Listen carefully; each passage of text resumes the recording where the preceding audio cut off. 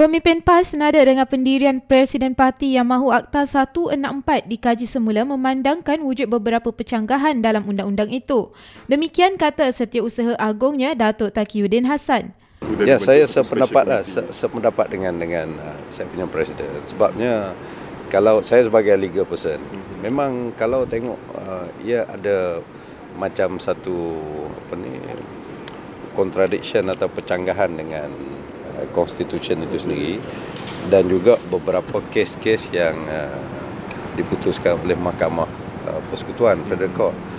Semalam Presiden PAS Datuk Seri Abdul Hadi Awang mencadangkan Akta 164 dikaji semula secara mendalam dengan membentuk satu jawatan kuasa khas bagi merangka dan mengemukakan satu penyelesaian yang lebih adil, menyeluruh dan inklusif.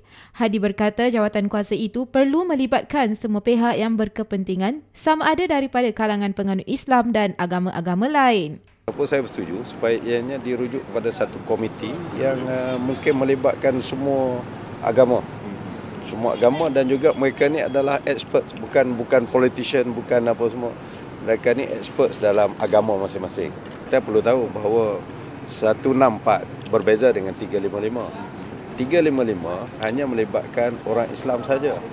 Tapi 164 melibatkan orang Islam dan juga orang bukan Islam. Orang bukan Islam dan juga orang Islam. Not only walaupun basically the law is for marriage and divorce of non-Muslim, registration of non-Muslim marriage and etc. Tapi ianya juga melibatkan orang Islam, terutamanya apabila spouse di dalam civil marriage tu, one of the spouse tu convert to Islam. Jadi melibatkan orang Islam.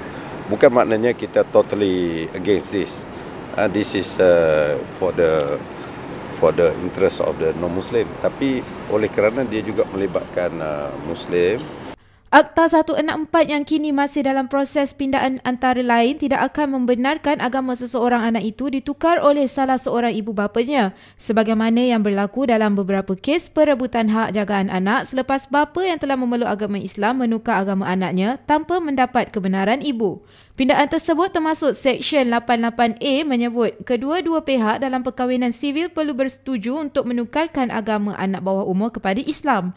Malah Mahkamah Sivil juga mempunyai kuasa menentukan perkara yang membabitkan perkahwinan sivil meskipun sekiranya salah seorang daripada pasangan tersebut memeluk Islam.